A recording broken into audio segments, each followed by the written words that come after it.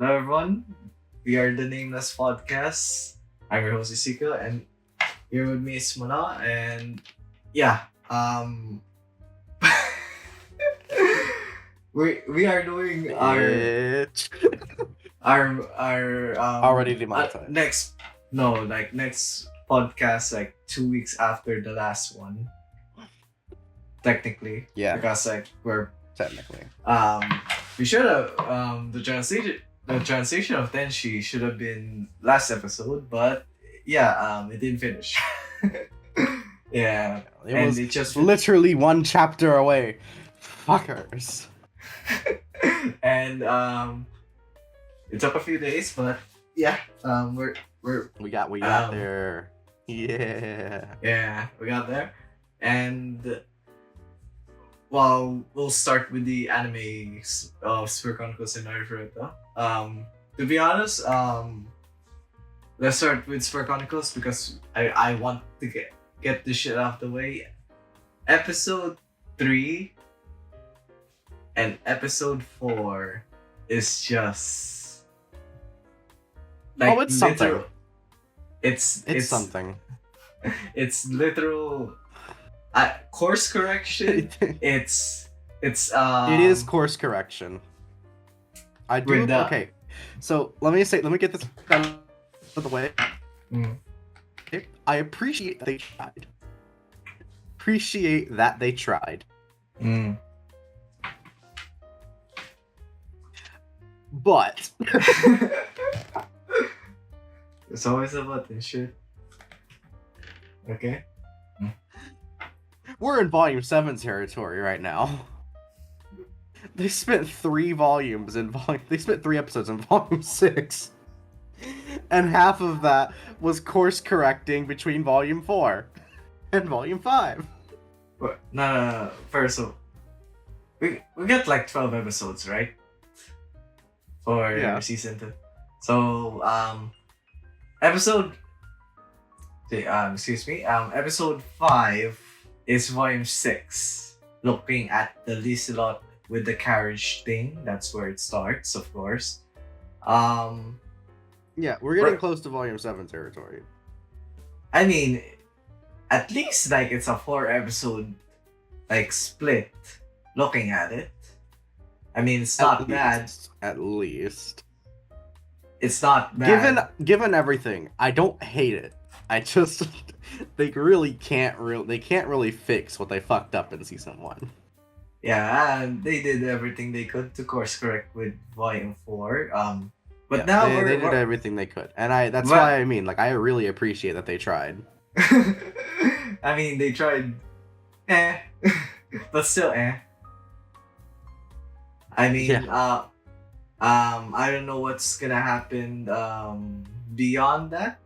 But we don't care about that shit because we're now beginning from next episode. We're on novel or actual adapted content with volume 6, and I can't wait because there's a lot wife at first, and like volume 6, one of my most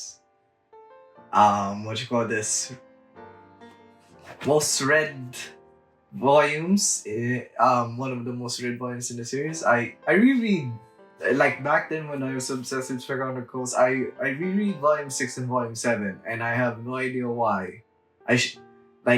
Normally if basing on like scores, like my ratings and all that, based on that, I would read like volume 13 and volume 14 like a lot, but not as much as like volume 6 and volume 7, because like volume 6 and volume 7 like had me like the most glee reading it. And I will be the biggest critic when it comes to that, since I remember I remember those volumes like the back of my head. I just reread them too, so if they do anything, I'm gonna fucking notice. So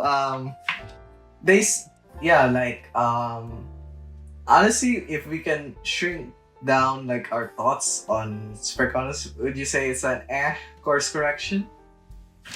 Or it's pretty It's pretty eh. Yeah. Because like I had fun with it. I think it's okay. Yeah. I had fun with it because like I don't care. Because Yeah, no, I didn't care.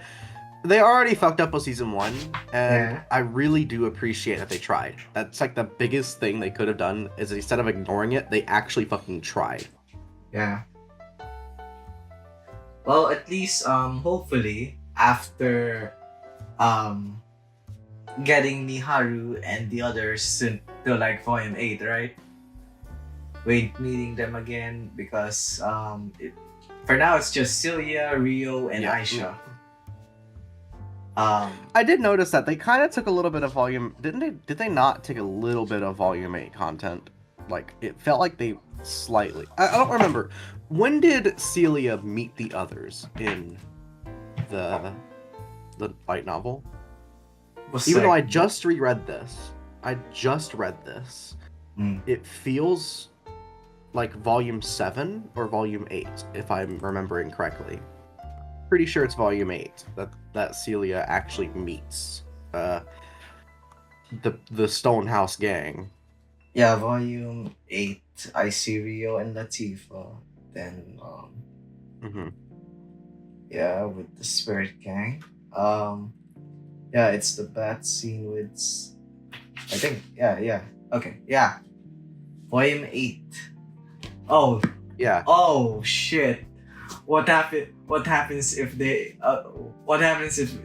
do season 3 and the volume 8, because this is the first time they meet Celia. Oh shit.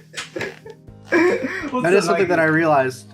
However, I mean, I don't think there's much they can really do to correct that. If I'm being completely honest, this is the consequences of fucking up season 1. Yeah. And putting Celia's arc before introducing Mahiru in them. Sorry, not Mahiru, Miharu. I'm gonna fuck that up today because I read both recently.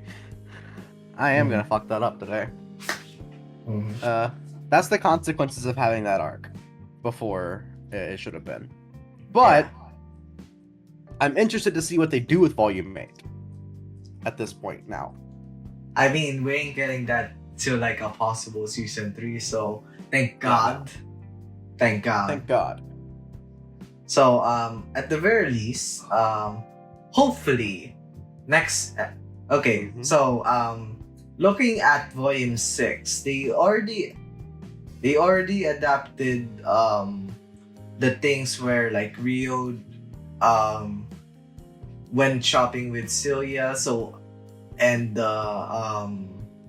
I think like around the first 2 chapters, let's just say first 2 chapters of they had to include that in the course correction revolving around volume 4, so they include the first 2 chapters at least for volume 6. So starting next episode, we're getting with the Liselot stuff with like chapter 3 beyond. So at least that's less content to adapt for them. Yeah. So at this point, I'm just gonna have to wait and see. Yes.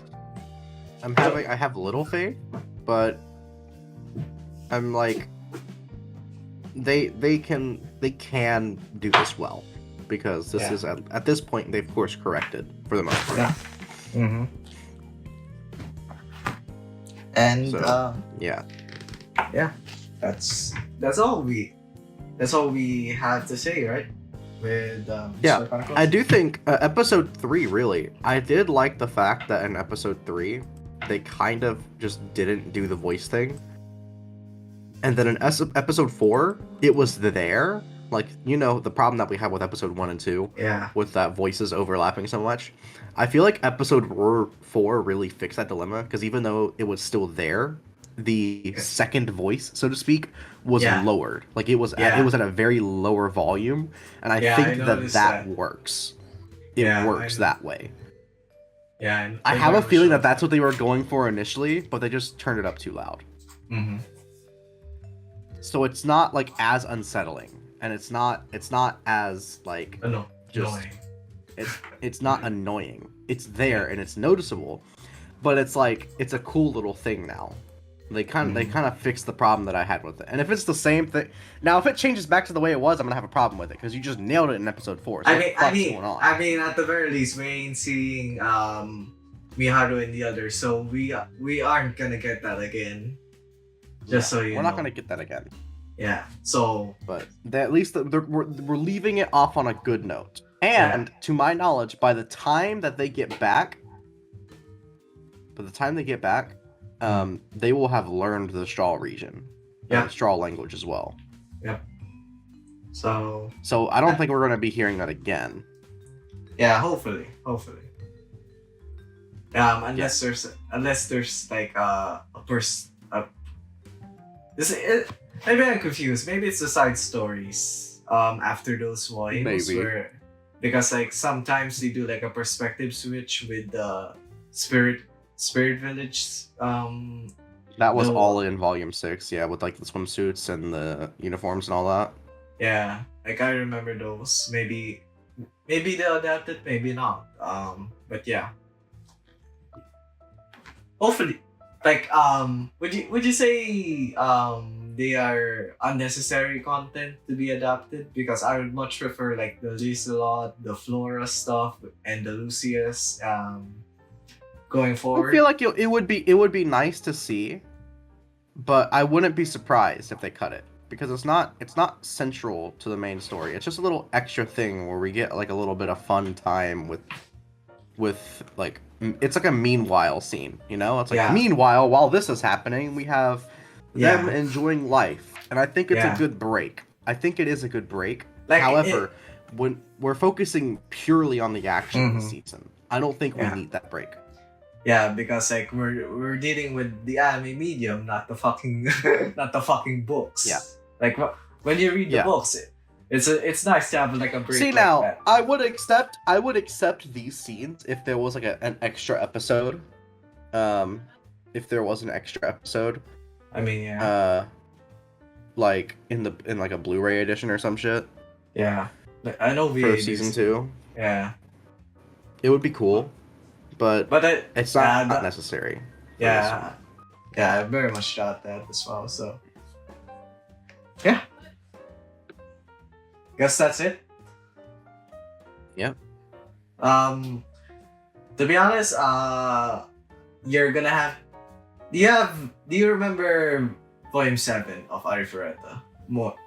I think I do. Remember, because I haven't read it since I first read it. I'm a bitch for Arifureta. I have been catching up on that shit. So I haven't, admittedly, since last episode, I haven't read Arifureta at all since I first. I've read the after stories quite a bit. But other than that, I haven't read it. I haven't read it in quite since I first read it. Basically the ones I remember are like volume 9 to 13, volume 9 to 13, and volume 8 a bit. Since you're gonna have to lead me on the cut content because like Arifureta episode 2 and 3 was pretty fun. Like. I think the pacing, it was fun. Like I really only have one gripe. I only have one gripe with both of these episodes, but I think it's fine for right now. Okay. Because I just know that they're going to go there in the future, because it's a central part in Volume 8. The cuts they made, is like skipping the entirety of Verversion. They just like. Because, and I think this is like an after effect of Altina not being there. But, like, they're skipping the Verversion part. For the most part. And I think that's fine for right now. As long as they go to Verversion for Volume 8. Because Verversion is quite literally a focal point in Volume 8. So we'll have to see. We got 16 episodes this season. So we got a lot. And the fact that we're already closing in on like the ending of Volume 7 is kind of insane to me. I don't even. God, I don't even remember the shit that happened. So, Arifureta, volume. So right now, like episode 4, we're about to get into the ball. The ball. Yeah, I remember that. This. We had the Princess's Ordeal. That was chapter 3 of volume 7. Yeah. We basically skipped chapter 2, I think. If I'm remembering correctly. We kind of skipped chapter 2. Yeah. Or at least some of it. Because some of volume 7 was returning back to Verversion. And going there, but we kind of skipped that and went straight to like the Princess's Ordeal. Which I really liked. I think they did really well. Despite skipping some of the like lines, I don't give a shit. Because they made the content very clear. And I think they handled it very well. Yeah. Yeah. Like, one thing I like about this season is like, the little details. Like, have you watched season 1 of Arifureta? Because I haven't. I have, yes. Because if I remember correctly, you explained to me like how as the Volume 2 got fucked. Yeah. Volume 2 got fucked in season 1. Yeah. So to be fair, they all kinda got fucked, but Volume 2 especially got fucked. I mean, to my knowledge, like, I heard like the details of like how less playful Hajime is, and he was more edgy. I heard those statements actually. So I'm glad with the past 2 seasons at least. At least I watched those. Hajime is more like expressive and not like the fully edgelord shit. Maybe because he is the content is adapted well, and it's just funny. Like, oh yeah, some of the scenes in like 2 and 3 are like straight up hilarious to me. Like with the god, I love Hajime being a troll. I fucking love it. in episode 2, if I remember correctly, there was the Super Sentai parody or Power Rangers. It was it was the Power Rangers Super Sentai parody.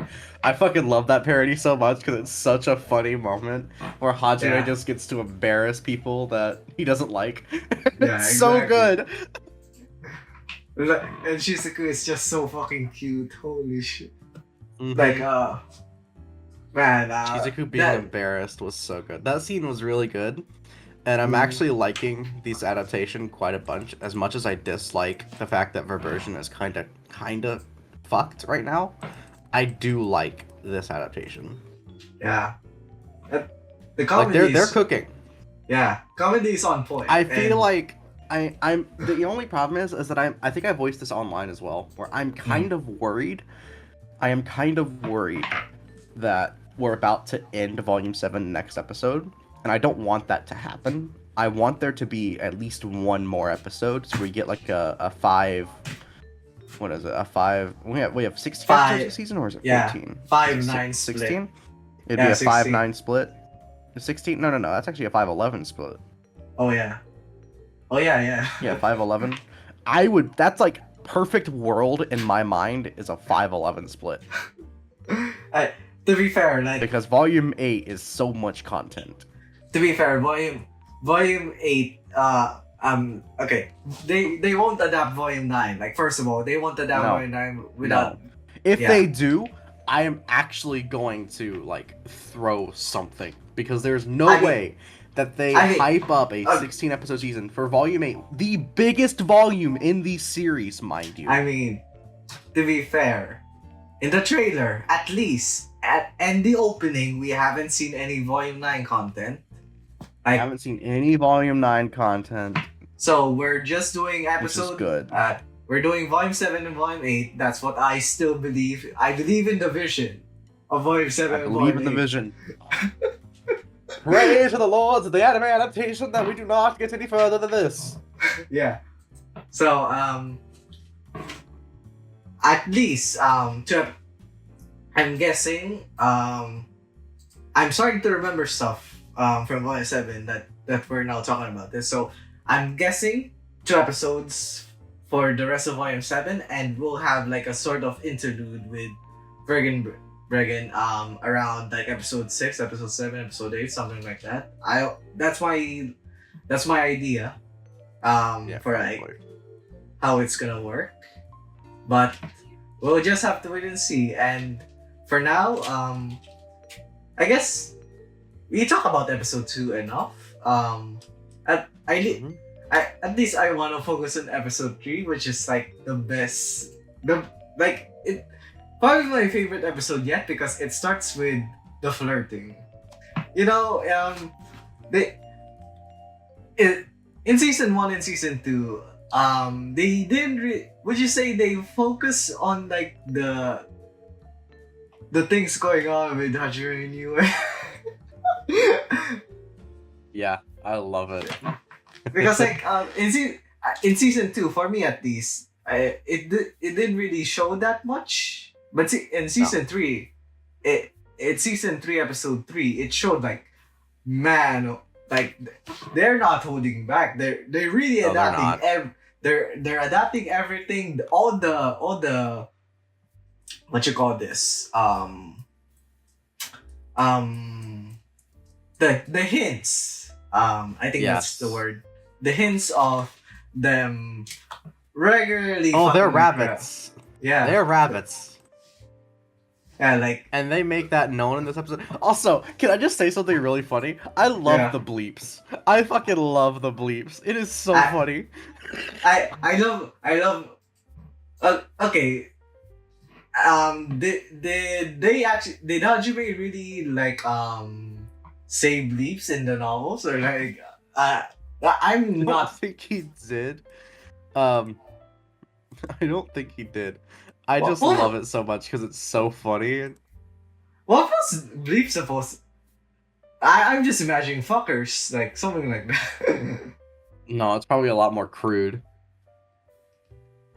Dumbasses, like so. No, it's probably a lot more crude. Like, there's probably a couple slurs in there. Not like any like common ones, but I just mean like there's probably some Arifureta like tortoise world slurs in there. Yeah, I mean that's a way of fucking adapting those crude words at the very least. Yeah, I love it. It's so fucking funny to me. Yeah, like the I like how Hajime and the rabbit voice actors are taking it seriously. Like you can see like one serious line, and then we go to the bleep, and I'm like, how can you do that? Holy shit! I would die of laughter if I were the fucking if I were the one like voicing that shit. Holy fuck.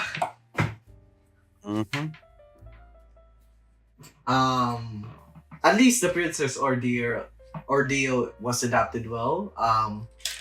And to be honest, all I want is I remember those scenes in Volume 7 where like the others get jealous of the. Oh yeah, I need a ballroom dance scene with Hajime and Yue. I need that. I need it. I need that shit next episode because holy fuck, I need that shit so bad.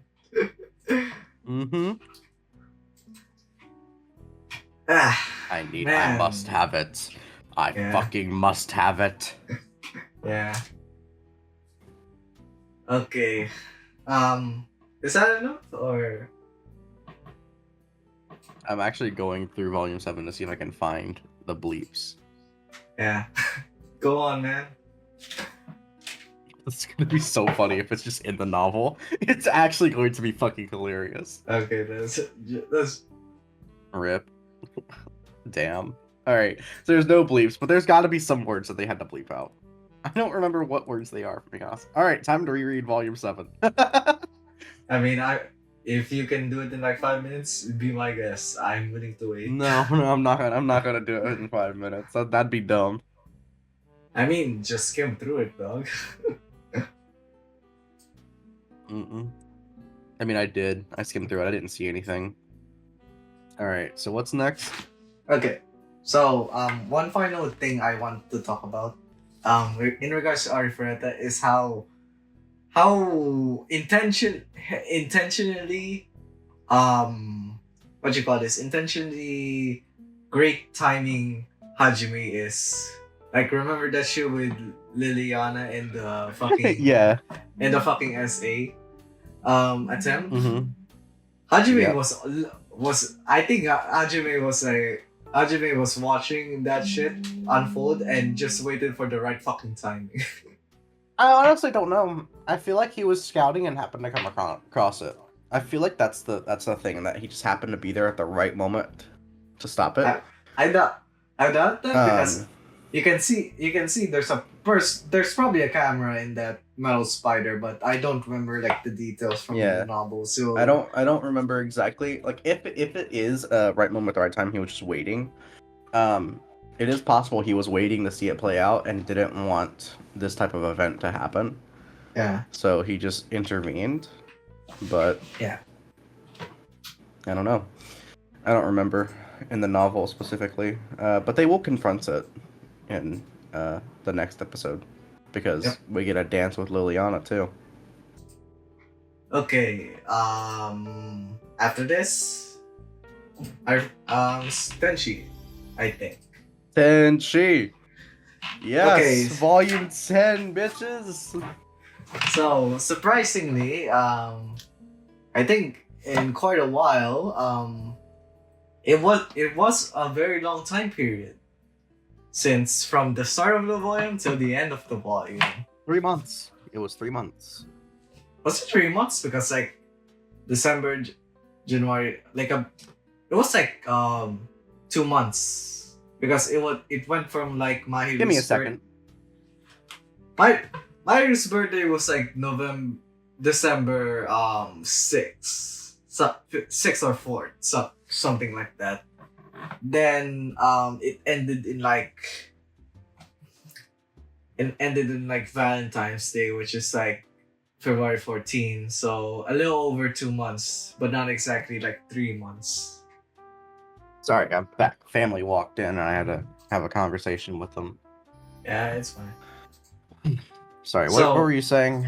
So it's Mayu's birthday was like what you call this, like December 6th, if I remember correctly. I think so, yes. December 6th, yes. Then what you call this, December 6th, then it ended on Valentine's Day, February 14th. So a little over 2 months, but not exactly like 3 months. Yes, I believe. So this was less potent in sugar goodness, but it made up for it in like the serious shit. Yeah. Would you say so? Because yes. like they still had some really cute moments. I'm sorry, they had a really fucking good moment. I think like the thing that I want to mention is like last scene in like volume chapter 10, but I'll talk about that later, because I want to go like chapter by chapter once more. Mm-hmm. Okay. So chapter 1 is if you look at it, it's just, I like how, what you call this, how fucking like to the we're like sounding like a broken record with this shit, but like essentially it's like Amane like showing more of the vibes he's usually emanating when with Mahiru at home to school and so like with friends and all that. Yeah. And I find it fucking adorable. First of all, I will be honest about this. I care about while I care about Chitose, Itsuki, the parents, and even Yuta and all that. I'm gonna be honest when I say that I don't give a fuck about those side characters beyond those. Agree. Because I can agree. I think like- I do think a joyful addition to the cast is Kido. yeah, like at the very least, And I'm good. I fine do with like Kido. And I'm not gonna say much about the people at the cafe, but they are interesting characters. They do have some moments.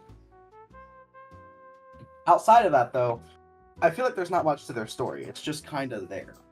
Yeah, it's kind of there to like add more. But to be fair, I like that it adds more.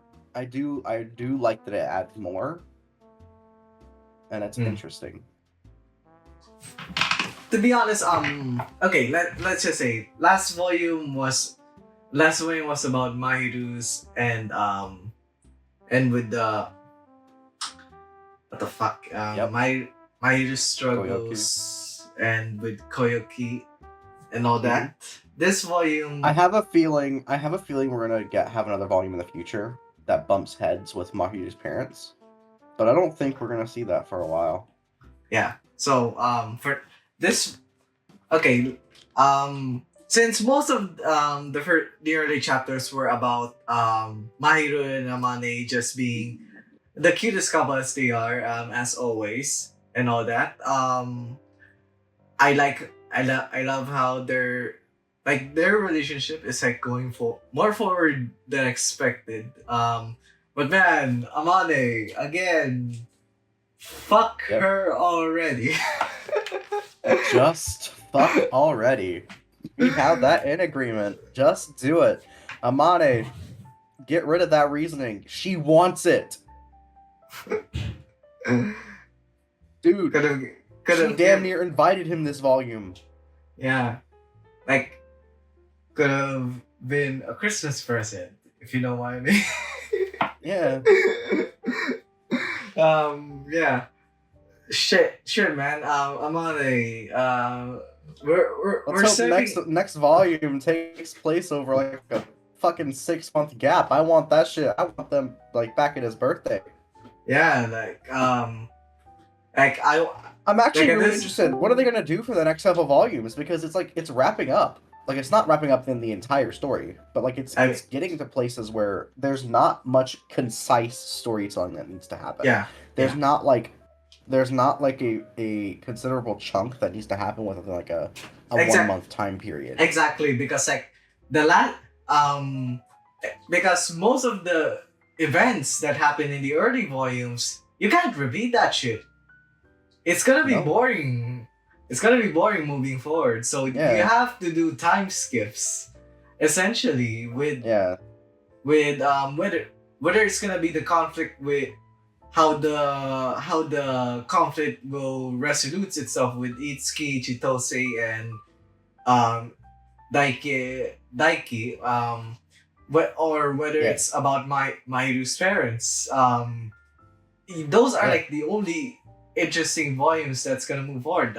So, okay. Although I'm all for just having a couple volumes of just full cute moments. I'm all for that shit. Yeah. But but the events, like the summer, the festivals, you can't repeat that shit again, because while you made it work in like the Valentine's Day, because that shit already happened in volume 2. I don't know if you can repeat that shit again, because like with the Valentine's Day shit in volume 10, they added more considering how far they have come and all that shit. You can't do that in the festival, at least. Maybe it's a 1-year anniversary, but like Um, Yeah. with the sports festival, since Mm-hmm. that's where they confess and all that. Maybe they'll do something with the sports festival next volume. But I doubt that going beyond that it would probably just be a repeat. To be honest. Yeah.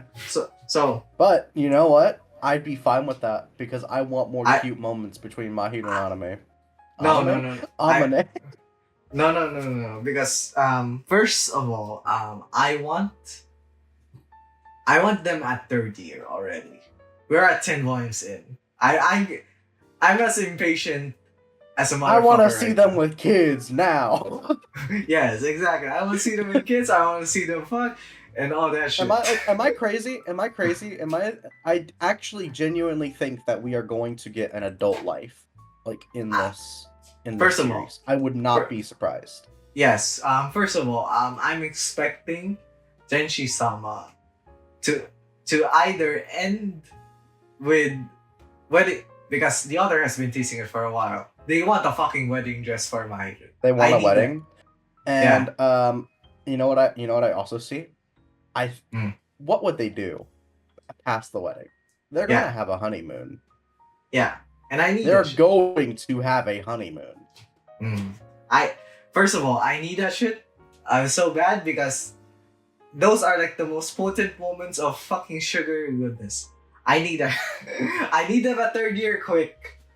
As soon as next volume. At least. But yeah. It is so peak. This chapter was so peak too. Chapter So- 1 was so peak. Honestly, aside from that, like I Dude, enjoy everybody at school. Oh my god.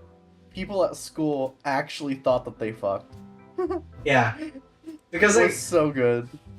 I mean, to be fair, if you're gonna like smile gleefully or like crying tears, Just put the literal illustration in chapter 1, just show it up now on screen. That is what she looks like at the moment.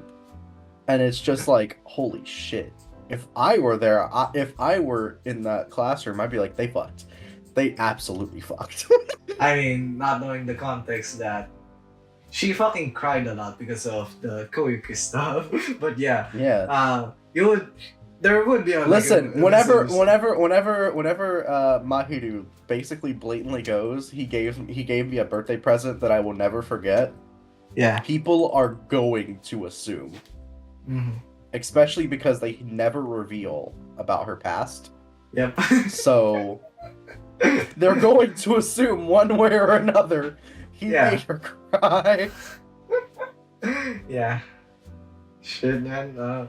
This is why, like, some of these moments where I'm just like, man, again, just fuck already, dog.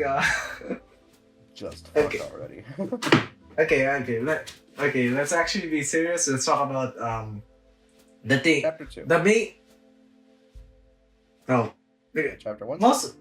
No, I mean, because there's not really much to talk about in chapter 1. No. It's just their classmates teasing them. No. Because we already talked about that is most of the chapter, to be honest. Like how. Yeah, true. So I want to focus on the main topic, which is Itsuki. Oh yes, that was a focal point in this volume. So I want to go ahead, strike at the bullseye, and let's talk about Itsuki. And I gotta say, They cooked within Yep. this volume. Yep. I really like how They did really well portraying the inner turmoil that Itsuki has and wanting to do this himself and not involve Chitose. Yeah. Even though it already involves her. Like, he doesn't want to trouble her anymore. Yeah, I like how we're like at the start, like you're seeing like Itsuki basically depressed. Like maybe not a similar situation like with Mayu. She was more depressed in the start, to be honest. But like Itsuki, it's more of it's unlike Mahiru, where like Mahiru is just pure pure isolation. Meanwhile, Itsuki is just both. Itsuki's conflict is both um, internal, about his like power. What's a fucking word for that? Power something.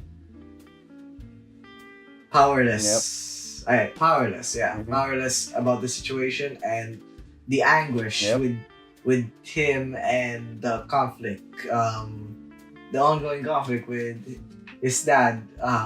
With the legacy and all that. Like, okay, so I wanna think of like I wanna say like regarding the legacy shit. Like, maybe we should have like more like you're like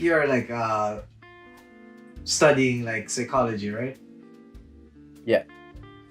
So like how does legacy involve like unlike the states where legacy isn't really like regarded much unless you're like a well established like how does it affect?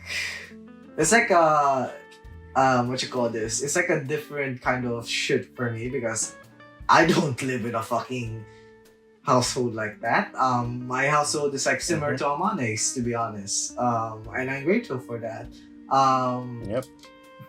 While I can't say an opinion on personal shit, because I haven't experienced something similar to Itsuki's. I have read stories that are similar to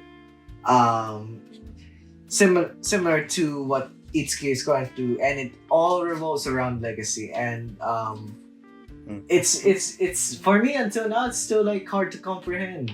But one thing that I like about this volume is like how Shuto just explains it. Yes, Shuto does explain it well. That's generally my thoughts or Shuto's thoughts in this volume, especially like I am not one that deals with legacy that much, even though I research the human brain. Legacy is almost a foreign concept in a way. Yeah. But that's because my studies are centrally Western. Like they are very Western, and they're just so the term we use for it is weird, which is an acronym. It's Western, industrialized, educational, or educated, rich, and democratic. And that doesn't mean like democratic isn't a political party, but like just democracy by nature, like the actual thing. Most of the content that I consume in my studies revolve around findings from countries who would be defined as weird. So pretty much the Americas, Europe, Canada, a lot. They would be defined as weird comparatively to something like Japan. One of the major differences is culture in this sense, however. So a big thing in American culture, family names and stuff like that don't mean shit to pretty much anybody. Like, we have popular household names. There are definitely some popular household names, and typically those are just celebrities and stuff like that. Yeah, basically. But whereas in Japan, there are actual like prominent households that they don't necessarily have power, but they're prominent for a reason. Like they have like this legacy of being good, like either be corporations or something. Like you see in anime all the time, where it's like, oh, like I'll take this. I'll actually take this from Spirit Chronicles. This is the best parallel that I can think of. Okay. Both Satsuki and Rui, like the hero, are both from families of pretty big legacy. The Sumeragi Corporation and the I forget what Rui's last name is, but his family has a corporation as well. Like they are pretty well off, rich people. They're pretty highly educated, and they have family legacy. Yeah, like that's a big difference in culture compared to America. And it is also a thing where in Japan, one of the values of Japan is to respect your parents and respect your legacy and your ancestors and all of that thing. It's like you want to now you don't necessarily have to obey everything that they say, but the Yeah. general consensus is to generally obey your family and your superiors or like Yeah. your like older family members. Well, I know that much at least.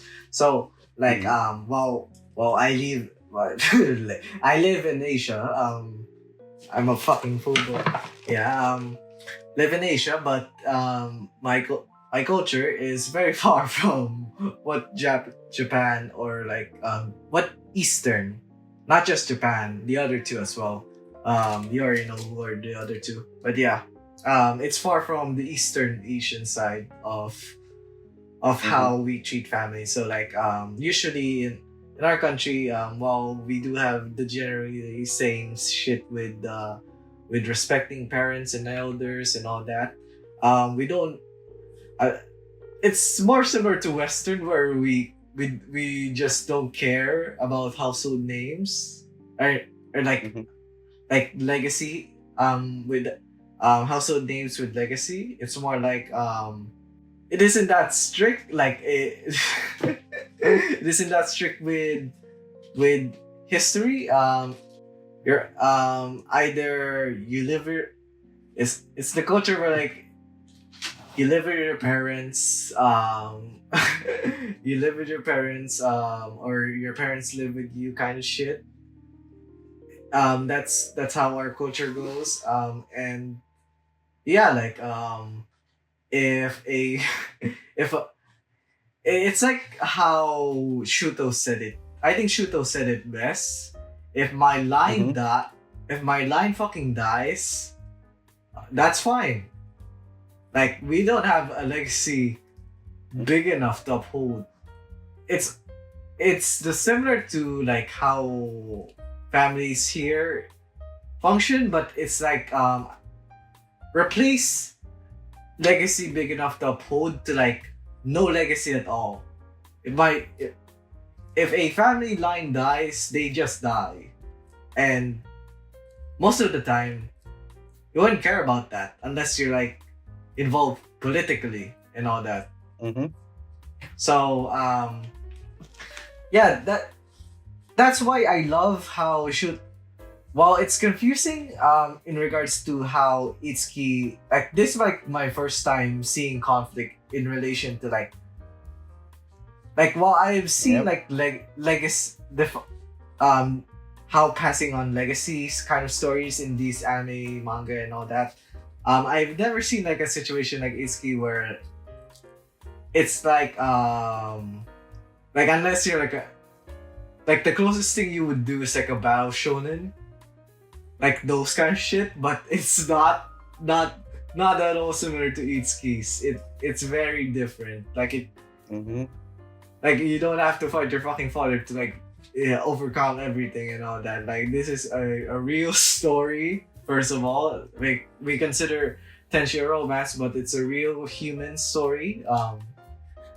And how Itsuki handles this shit from like, I think it's more realistic than anything because like how it shows like the human. I'd say like I'm not really knowledgeable in all this, but like based on my experience, like a human interaction, a simple human interaction in the darkest of times can really like change a person moving forward. I experienced that myself, of course. So I have grounds to say that shit because like seeing how Shuto Amane handle Itsuki's situation with like not with pity, like with genuine, in a sense, like how they're not, they just want to help, like simple as that. They just want to help. Basically, or you call them a colleague, an old friend, and all that. Like it's simple as that, to be honest. And I really like that. Yeah, I think I agree. I agree with that. So I don't really have much to add with that. Yeah, I was disappointed. Maybe because we didn't see the changes in Itsuki and Chitose. Maybe they should have focused a couple. They should the author should have added more chapters to like after like the scene with Chitose and Itsuki just like laying out everything out of their chests. Like after that, like we didn't see like next chapter after that, we're already seeing them like studying diligently and all that. Like I would have loved to see them change bit by bit, and like at least two chapters, at least. I would have been more happy with this volume if we get to see like the in between the letting out of emotions with Itsuki and the diligently studying. Or maybe we'll see that in a future volume if we ever have a confrontation. Maybe that will alleviate some of the disappointment I had with that conflict. But yeah, aside from that, I was very satisfied with the volume's content. Aside from the Itsuki and Chitose thing, there was one thing in chapter 10 that I really enjoyed. Which is? So Amane, it wasn't a confession, but it was more like a grateful, I guess you could say. Like it's not a confession in the sense of somebody confessing their feelings to Amane. It's more like showing gratitude. It's not just showing gratitude. It's more like it's ending like a long resolution in a sense of feelings. Mm-hmm. I'm not sure what's the right term for it. I would say a resolution of feelings. It's like the closest thing I can think right now. It's both of gratitude and resolute of feelings. Like I love how the author like the little hints about like hypothetically Amani's saying like why does a girl beside from Mahiru would like me? Yep. Because like we saw it, we know it. Amane is basically like an approachable motherfucker from the outside. And yeah, like you can see with Onishi, if I remember correctly, you can see like the bit of kindness within that demeanor with Amane. And looking back at like volume 2 of Tenshi, I'm glad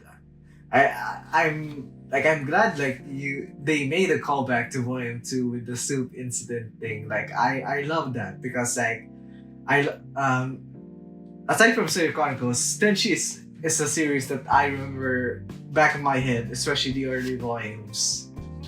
Like I love the callback, and I love how like how the conflict, like we don't have like a love triangle by the end. Like I like how it's just more of a resolution kind of shit.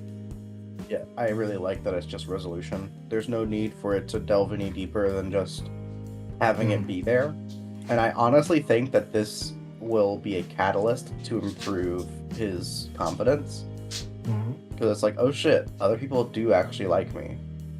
It's just that I'm just too a blind fucker to notice it. And as much as I'm sad that it wasn't Mahiru that was the catalyst for it, but like I think this is a net positive for the series overall.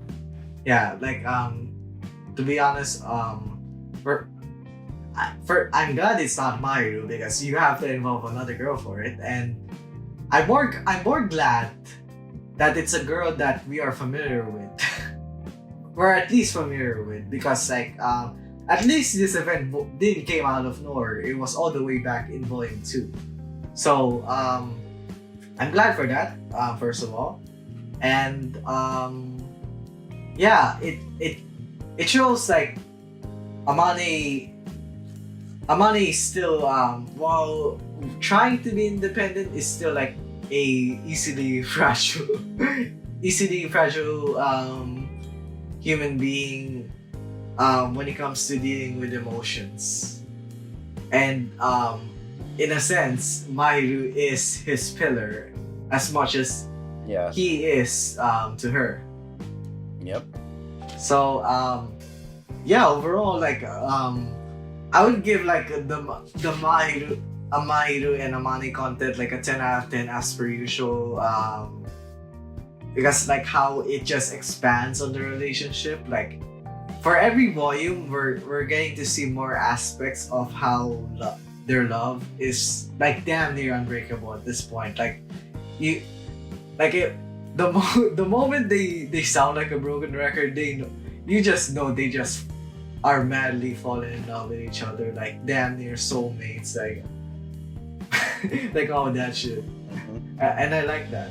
I love that. I love that for this series to explore these kinds of aspects, especially when it's after the relationship. Like we are past the confession. We are 6 volumes after the initial confession. They've been together for almost a year. Yeah. Almost a year. Next volume will probably be It'll probably be a year anniversary, yeah. Yeah. Next volume will be their first anniversary. I'm willing to bet. And I will be excited to see what kind of aspects of love they'll have to show in regards to that, because like how the author just continues to like makes me like have butterflies in my stomach, gives me diabetes enough to fucking I need insulin for fuck's sake, and all that. It's in a way that it's just good. It's amazing. I will keep reading Tenshi because it's really an amazing story. It's a human story. It's a romance story as well, and yeah, you don't see anything like it, to be honest. Unlike with similar rom-com light novels, you don't really see that shit. Yep. Most of it is just dragging it out, confession wise. And I don't like that. I like that Tenshi is just going past that. We're over more volumes from the confession scene. Oh, so yeah, that's it. That's Mm-hmm. Volume 10 is It just was a great really good. volume. Volume 10 is just like, I think it's just another cute volume. And I like it. I really do. It's just fun. And I'm so the cute moments, just fuck already, you two. Yeah. Just do it. Give a fuck about the consequences. Your parents are already like they are like absolutely will shelter you from the consequences.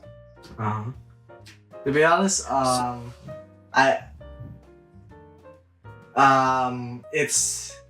guessing it's this November, December, and March. So we're currently at February 14 of their second year, right?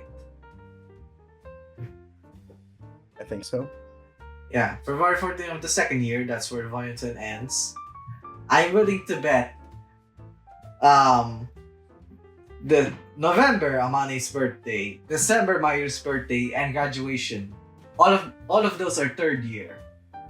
I'm willing to bet we're getting either I honestly the ring. I don't know what to expect from year 3 aside from maybe university talk. Yeah, we're talking about university talk. Okay. What else is there? Okay. I'm expecting a resolution with the Itsuki Chitose stuff. Yep. I'm expecting the Amane by then has saved enough money to buy her a ring. Yes. If they do And the- not have that ring in the next 2 volumes, something's wrong with Amane getting paid. Yeah. Because Amane's been working at that place for what? It's been like 4 volumes now? Yeah. Since volume 7, so 3 volumes. Actually, 4 including volume 7. Okay, let me check the fucking timeline. Volume 7 is September. More or So- less September, October, November, December, So, like- January, February. 6 months. It's like 6 months. Yeah, 6 months. If you don't have a ring, Brother, where are you putting this money? How fucking expensive is this ring? 6 months of pay as well. Like, sure, it's a part-time job, but like, Surely he has enough by now, because he's not spending his money on anything else. yeah, he's spending it on the ring. So Bro's getting the hopefully- most expensive ring in Japan. So hopefully by, let's just say, around June, July, August, he would bought the ring by then. Yeah. And I'm expecting 2 volumes, 2 to 3 volumes. 3 is my He limit. gives her a ring. If If he does not if- give her a ring in the Something next is- couple volumes. there's something wrong, you are being underpaid, motherfucker. Like, yeah, basically, The story needs to progress. yes. Like, I'm glad we're like speeding up the dates compared to before. So going forward, I hope there's like every volume has like a gap of at least 3 months. That's what I want. Yep, I agree. I want, to be honest, if my heart says more than that, but yeah, let's go conservative and say 3 months. I want 3 months of volume progression per volume going forward, because we're near the end game and we are getting impatient, my guy. I need them married. I need them I need my hair in a wedding dress. I need them to fuck. I need Amani to propose to Mahiru with the ring. Maybe I'm getting too greedy. Maybe, but I expect something to happen within the next 3 volumes. Yeah. All right. Man, I enjoyed this shit. I I had fun fucking talking about Volume 10. So is that it, or do you have more to say? I think that's really it. I don't have much else. We kind of went Yeah. over everything I was expecting today. So yeah, that's the end of the episode. The next episode is next year. Yep. Like or yeah, next year. I ain't editing that shit on Christmas break. Maybe I'm not editing. If we're gonna have a episode on that's gonna be recorded in like Yep. between December 25th to like around New Year's, I ain't recording that. I ain't editing that shit, to be honest. Till much later. So yeah, alright. That's it. Yep.